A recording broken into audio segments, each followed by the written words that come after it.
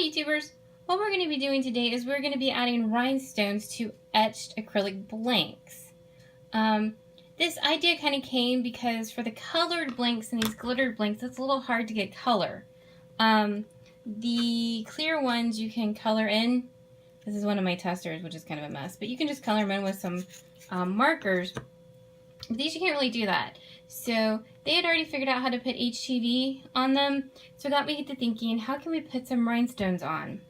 So with this one, I just sunk the rhinestones down, but they don't really like to stay. I mean, these are on here, but they'll more than likely pop off given some time and some wear. But what eventually occurred to me is if you etch them first and then put the little bitty rhinestones in them, you can get them to stay pretty well. And now, if you diligently just dig at one of these guys, you can probably pop about. But for the most part, they seem to be staying. And you can also, for this one, what I did is this is HTV. This is Spectrum Holographic Vinyl. And this is some little rhinestones. So, let's go show you what you need. Alright, so you're going to need one etched, colored acrylic blank.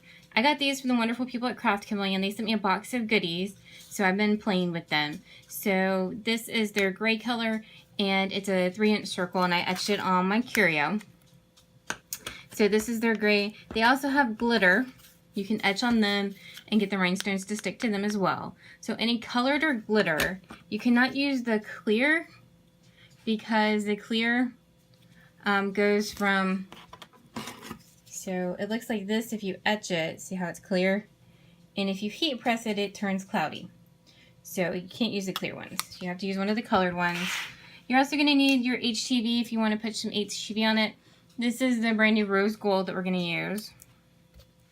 Now, I am using SS6 rhinestones. They're the 2mm ones. I think that's what they are, metric. They're the itty bitty baby ones. The itty bitty baby ones. We're going to be using pink. I get mine from either the TheRhinestoneWorld or my local place is JSI. So, and you're going to want some tweezers of some kind. So what we're eventually going to do is pick them up and tweeze them into place. So these are SS6s, and we're doing pink for the gray. You are also going to need parchment paper, because I've been told, and it is true, if you have something that is, the Teflon will leave marks in this, and so this is why we're using the parchment. Also, if your parchment gets really wrinkled, it can too leave marks in this, because we're going to put this in the heat press, and the heat makes these a little liquidy. And so that's why you're going to need something just when you're going to need this. Also, I've been using a good Bath and Body Works candle. They're the perfect size. You're going to need something to put place over this and squish it down after we get it out of the heat press, so that it goes back to being in its shape and it helps squish the rhinestones back into your design. Alright, so we're going to put these face down in the heat press. When you get them out, they're going to not be shiny anymore on the back. So that's something to keep in mind. If you heat it up long enough, it'll be not shiny on the front too. You might see it around the edge, so it's something to keep in mind. I find that the colored ones are more likely to see it than the glitter ones. The glitter ones seem to hold up really well.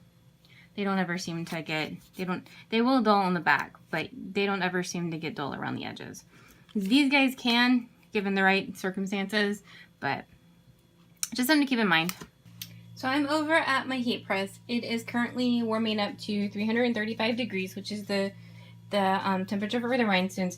These are hot fix rhinestones, which means they have glue on the back of them. They're not just like the rhinestones you would use for your nails. I cut off the excess of my little HTV, and we're going to put them in the middle. Now, I like to do this on my heat press because I don't want to move it, but I also like this foamy thing also keeps the little rhinestones from moving. They have a mind of their own.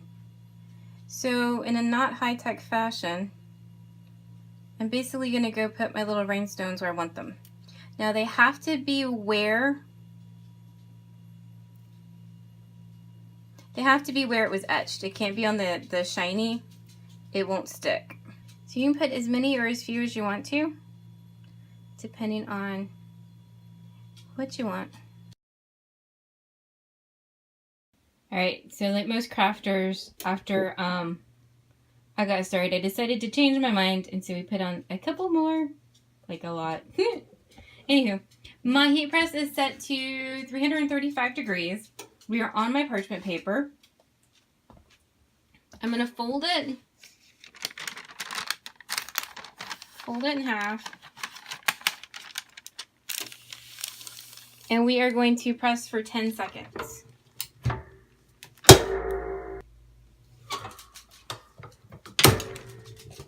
Alright, so we closed it for 10 seconds. Now, what this is going to have done is my rhinestones are relatively set in place, so they're not going to move on me. Now, because I've got so many rhinestones, my heat transfer is probably not going to want to stick. No. So I'm just pushing it, hoping that it's warm enough that it'll sink in a little bit. Alright, so I finally got my carrier sheet off. My glitter's not on there really well. The reason why is there's just so many rhinestones on there. But I wanted the carrier sheet to come off because if you don't, it can leave marks in the acrylic. Because the acrylic's really going to warm up and be gooey.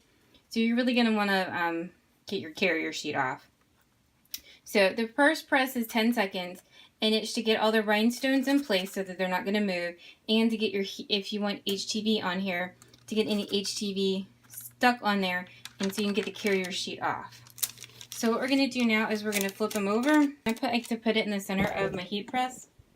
Alright, so here he is in the center of my press. What's going to happen is I'm going to move him down on my countertop and I'm going to flip him right side over and I'm going to put my candle on top of him and squish him down. So I like to do that while it's still warm. So we're going to close my heat press for the full 30 seconds. Out, over. And you're going to leave it until it cools down. Alright, so it comes out of the heat press. You flip it right side up so that the rhinestones are up. And then I put my candle on it and press real hard. And then leave it until it cools. And that's what you got. And all these rhinestones are in here. But like I said before, if you diligently dig at one, you can probably get it out. Now I had a little trouble getting this carrier sheet off because there were so many rhinestones. There just wasn't a lot getting to it. So it kind of fought me a little bit. But it's on here. All my rhinestones are on here. And see, my black is, the back is not shiny anymore. So that is it. You now too can put rhinestones on etched acrylic and give it a little more shine than it had before. I hope you enjoyed watching. We'll be back later with another one.